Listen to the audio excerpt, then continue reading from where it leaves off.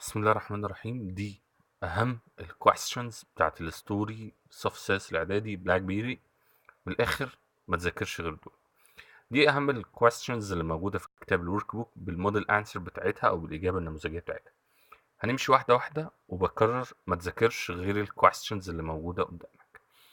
اول سؤال بيقول لك in what ways was Irsch bark better than Bertug bark؟ يعني هنا بيقول لك ايه الاختلاف ما بين بيرتوج بارك وإيرش بارك. الإجابة It was bigger and modern، يعني كان أكبر وأحدث.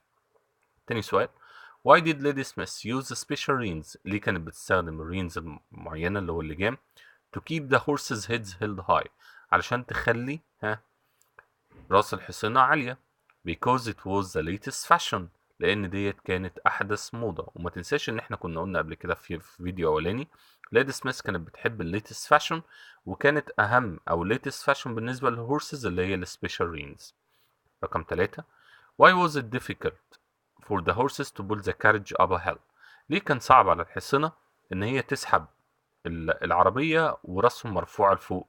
بص الإجابة because they couldn't put their heads down، مش قادرين يبصوا لتحت when they were wearing the reins، وهم لابسين اللجام. نمبر 4 خلي بالك في الأسئلة بتاعت do you think حاول ما تحطش تاتش قوي يعني.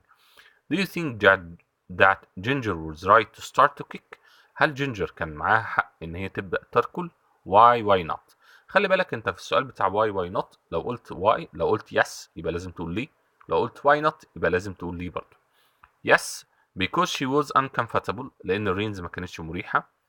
ده لو انت هتقول لو no she should have worked hard like black beauty، لا لأن كان لازم ينبغي عليه. أي إجابة من دول براحتك، عايز تجاوب بالأسهل براحتك. Number 5 How do we know that؟ عرفت ازاي يورك cared about ginger and black beauty؟ ازاي يورك كان بيهتم بجينجر وبلاك بيوري؟ خلي بالك هنا ده ليه كذا إجابة، مش لازم ترتبط بالإجابة اللي مكتوبة. احنا عرفنا we know that York cared about them. اكتب بقى من أول because he was angry that they wore the reins، لأن هو كان متضايق إن هما لابسين الرينز. he helped them when they were hurt. ممكن تكتب الإجابة التانية اللي هي he helped them when they were hurt. الأسهل لك جاوب، بس المهم تكتب صح. Number 6 What was the problem with the reins that Lady Smith wanted the horses to wear؟ ايه المشكلة اللي كانت في الرينز بالظبط؟ They were very uncomfortable، ما كانتش مريحة. and it was difficult to pull a carriage up a hill with them on، يعني كان صعب ان انت او ان الهورسز تطلع بالرينز. وممكن تقول ايه اصلا they were uncomfortable وخلاص. ماشي. Number 7 How did Ginger and Beauty became hurt؟ ازاي الاتنين دول بقوا تعبانين Beauty and Ginger؟ They fell to the ground، وقعوا على الأرض and had to be cut from the carriage. هنا had to be cut معناها كان ينبغي أن يفصلوا. هنا cut مش معناها يقطع أو يجرح، هنا معناها يفصل. cut from the carriage يتفصل، يعني يخرجوهم من العربية. Number 8 Do you think that Beauty was angry with Ginger؟ هل تعتقد إن بيوتي كانت متضايقة من جينجر because they were hurt؟ why not؟ no. الإجابة لأ. because he realized، أدرك أو عرف أو he knew that Ginger only did this، لأن جينجر عمل كده because the reins were very uncomfortable أو were hard، لأن الرينز كانت صعبة. Number 9 Why did Fletcher، فاكر فليتشر ده؟ what did Fletcher do with Beauty's food؟ فليتشر دوت اللي هو الحرامي اللي كان بياخد الأكل بتاع بيوتي. he took it home to give it to his rabbit، يبقى كان بياخد الأكل دوت and give it to his rabbit. Number 10 Why do you think that Erasmus said that he might not get much money for Ginger؟ ايه اللي خلاهم يقولوا ان هم بالطريقة ديت مش هياخدوا فلوس لما يجي يبيعوا الركب بتاع جينجر were badly damaged؟ بس كده ممكن تقف لغاية هنا. ولو عايز تزود she also doesn't always do what the owners want، ما كانتش كمان بتعمل اللي كل المالكين طالبين منهم ان هم يعملوه. Number 11 What did Beauty find difficult about his first day in London؟ السؤال ده مهم جدا يا شباب. كان أول يوم في لندن بالنسبة لبيوتي ليه كان صعب؟ قلنا قبل كده there was a lot of noise، كان في ضوضاء and a lot of people. ممكن تقف لغاية هنا. عايز تكمل. and it was difficult for him to find his way between the carriage. وكان صعب بالنسبة له ان هو يوصل للطريق او يلاقي الطريق ما بين الكارجز بسبب النويز او الزحمة اللي كانت موجودة. Number 12. Why did Beauty think that Jerry was the best owner he ever had?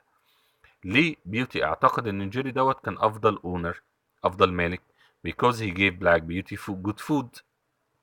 اي حد يقول لك bad good owner ليه؟ قول له اديله على طول good food.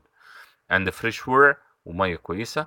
he was kind to him، وكمان كان عطوف. and he was a good driver، وكمان دي الاهم بقى لانه كان سائق ماهر. Number 13. Why did Beauty feel sorry؟ ليه كان يشعر بالحزن او الاسى for some of the taxi driver and their horses، للحصنة وللسائقين بتوعهم كمان. because they had to work for very long hours، لان هم كانوا مضطرين ان هم يشتغلوا ساعات كتير to get enough money، علشان يحصلوا على مال. Number 14. Why do you think that each of Ginger's owner paid less money for her؟ ليه كانوا المالكين اللي كانوا بيجوا يشتروا جينجر كانوا بيدفعوا فلوس قليلة؟ قلنا because she was becoming weaker and weaker، كانت بقت ضعيفة وأضعف. so she couldn't work very well، ما كانتش بتقدر كويس. طبعا دوت بعد الفول، بعد الوقعة اللي حصل. Do you think that people were always happy to have Jerry as a taxi driver؟ السؤال ده مهم قوي. هل تعتقد ان الناس كانت بتبقى مبسوطة ان هم يبقى عندهم تاكسي درايفر زي جيري؟ الإجابة no. ليه؟ افتكر ان احنا قلنا قبل كده ان هو في الوقت دوت ما كانش بيجري ورا الفلوس، كان دايما يهتم بالهورسز بتاعته. يبقى no because he didn't always do what people asked him to do، ما كانش بيعمل كل الناس طالباه منه. وافتكروا الاتنين اللي عرضوا عليه extra bound and he refused. Number 16. How did Jerry describe Black Beauty to his daughter؟ السؤال ده مهم. ازاي جيري وصف بيوتي لبنته؟ He described him gentle as she was، يعني انتوا الاتنين gentle زي بعض. Number 17. Why did Beauty stop finding it difficult to pull a taxi carriage in London؟ ليه الموضوع ما بقاش صعب على بيوتي ان هو يسحب التاكسي كاريج في لندن؟ because he began to trust Jerry. برافو عليك، لانه بدأ يثق في مين؟ في جيري. كويس قوي. Number 18. Why do you think that Jerry took Captain؟ قلنا الكابتن دوت، احنا قلنا جيري كان عنده هورس اسمه كابتن وعنده بلاك بيوتي. هنا بقى بقول لك why do you think that Jerry took Captain؟ ليه كان بياخد كابتن to work on Black Beauty's first morning in London؟ في أول يوم في لندن. بص الإجابة I think، أعتقد he didn't want Beauty to have a difficult first day in London. ما كانش عايز يخلي بيوتي أول ما يجي لندن يوم يشتغل على طول، أو اكتب ورايا to make Beauty have a rest after a long journey، علشان بيوتي يريح بعد رحلة طويلة. Number 19. Why did Ginger stop kicking people who weren't good to her؟ السؤال ده مهم جدا جدا جدا. ليه جينجر ما بقتش تركل الناس؟ قلنا because she was not strong enough to kick anymore، لأن هي ما بقاش عندها القدرة خلاص إن هي kick مرة أخرى. Number 20. How do we know that Jerry was a kind man؟ قلنا جيري وكايند مان، اكتب أي إجابة هنا هتمشي صح. He took the woman to the hospital، اللي هي الست اللي كانت عايزة تروح الهوسبيتال عشان ابنها كان مريض. يبقى ممكن تقول he took the woman to the hospital because her son was ill. ادي اول حاجة. ممكن تقول he cared much about his horses. تاني حاجة ممكن تقول he gave Beauty good food. اي اجابة في السؤال ده هتمشي صح. Number 21. Why were holidays not always an easy time for taxi drivers؟ ليه ما كانش عندهم اجازات؟ ده معنى السؤال بالبلدي كده. Because they had a lot of work، كان عندهم شغل كتير. taking people from house to house، كان عندهم طبعا وقت الاجازات الناس بتخرج، فهم كانوا مضطرين ان هم يشتغلوا. برضو السبب الرئيسي to get much money او enough money. Number 22. What happened to Jerry when he had to wait outside the house of a rich man؟ السؤال ده مهم. بيقول لك ايه اللي حصل لجيري لما كان مضطر ان هو يستنى بره بيت لراجل غني. he became ill because it was very cold. وطبعا بعد اليوم دوت حياة بيوتي وجيري كلها اتغيرت. why did بولي اللي هي قلنا مين؟ جيري's wife. why did بولي write to Mrs. Fowler؟ ليه كتبت لمسز فاولر؟ خد بالك احنا قلنا بعد ما استنى يوم او بعد ما استنى ساعه او وقت طويل بره في الشارع. جيري couldn't drive taxi anymore. الدكتور قال له مش هينفع ان انت تسوق تاكسي كارج تاني. So بولي wanted to find work for him. علشان كده بولي كانت عايزه ميسيس فاولر تلاقي له ايه؟ وظيفه. Number 24. Why do you think that Skinner told the girl not to worry after she said that Black Beauty looked too weak for their bags؟ يعني هنا بقول لك ليه سكينر قال للبنت ما تقلقيش. هو ولا طب ايه اللي خلى البنت تقول كده لما شافت ان بيوتي مش هيقدر يشيل الباجز بتاعتهم؟ because he wanted to get enough money. لانه كان عايز فلوس. because he had to work for a long time to get money. لانه هو برضو كان مضطر ان هو يشتغل لوقت طويل. وما تنساش ان سكينر كان bad owner. ليه كان bad owner؟ هنشوف بعد شوية. Number 25. Why do you think that Beauty was sold at the parts of the market where the horses were old or ill looking؟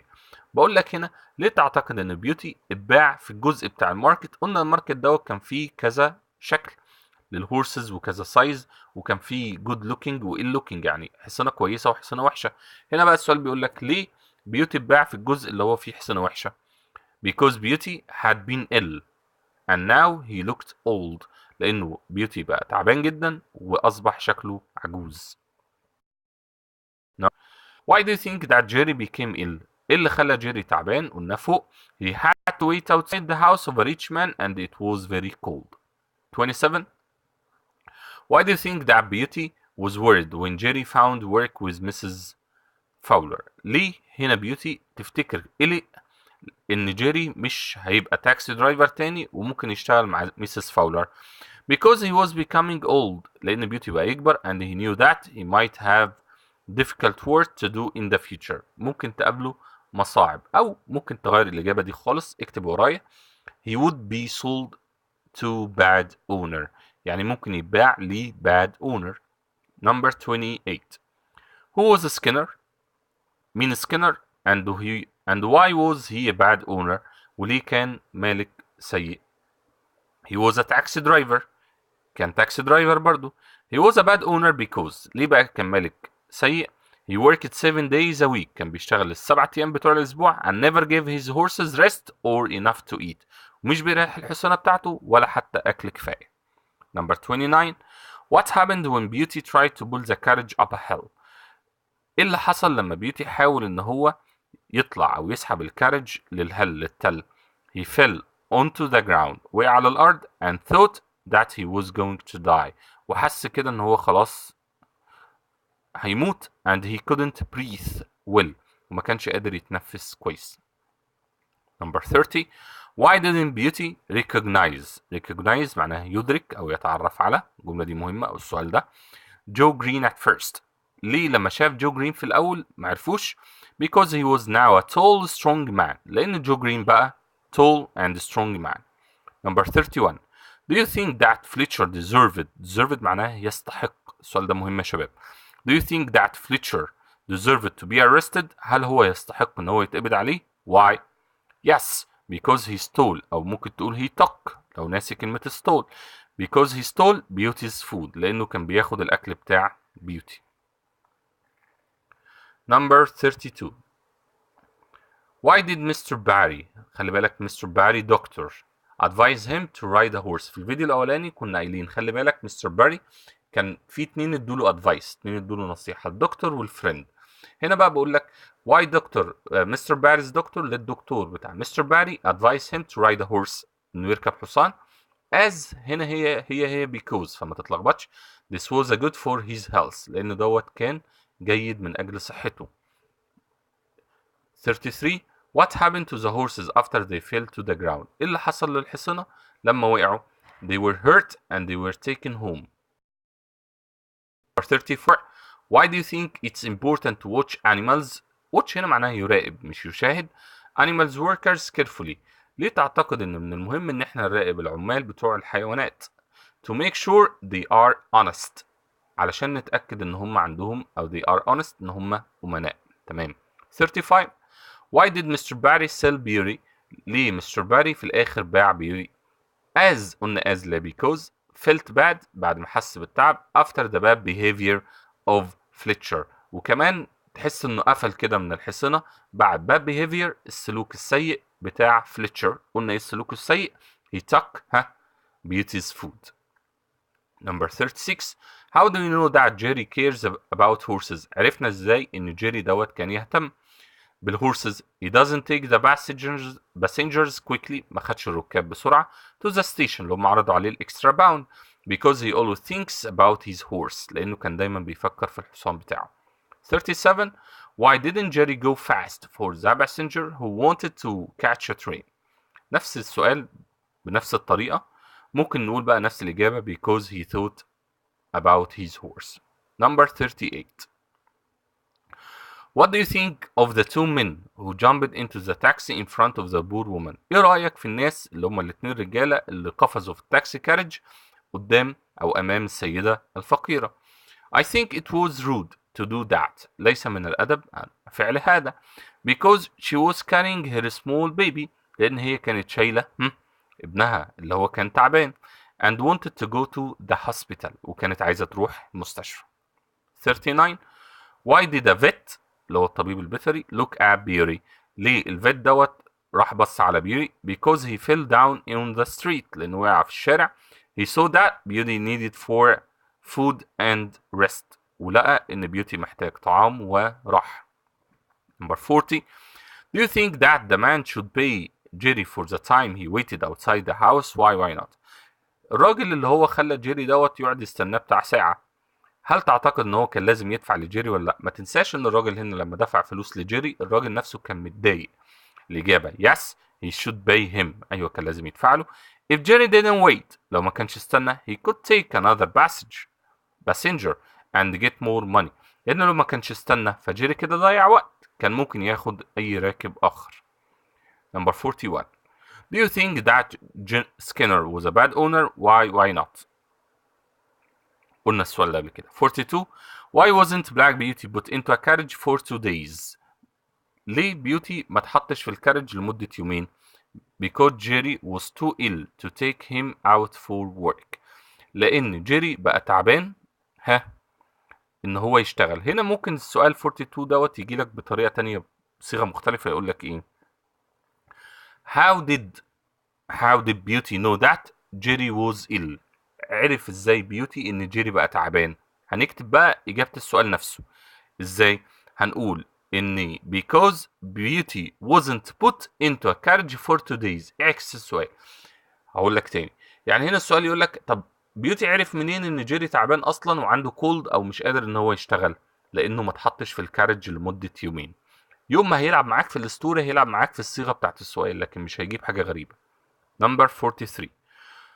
What did you learn from Black Beauty؟ أو ممكن يجيب لك السؤال What is the moral of the story؟ إيه الحكمة الأخلاقية أو أنت اتعلمت إيه من القصة؟ الإجابة We should be kind and understanding towards animals. لازم نكون عاطفين ونفهم الحيوانات.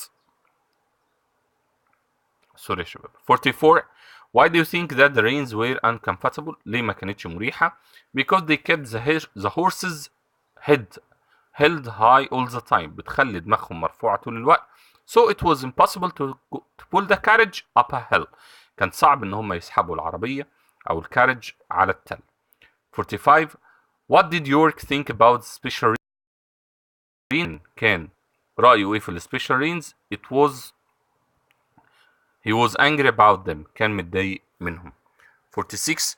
How was life for a horse that pulled a taxi in London؟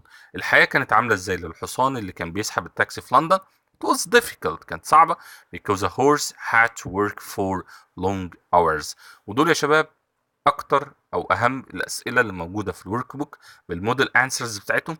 سهل على نفسك، مش لازم تكتب بالطريقة اللي قدامك بالظبط، المهم تكتب اللي انت فاهمه بس تكتبه صح. حافظ على الجرامر على قد ما تقدر وما تذاكرش غير الأسئلة دي. عايز تذاكر حاجة إضافية ركز لي على 46 questions دول وبعد كده ذاكر اللي انت عايزه. best wishes مستر محمد أسامة.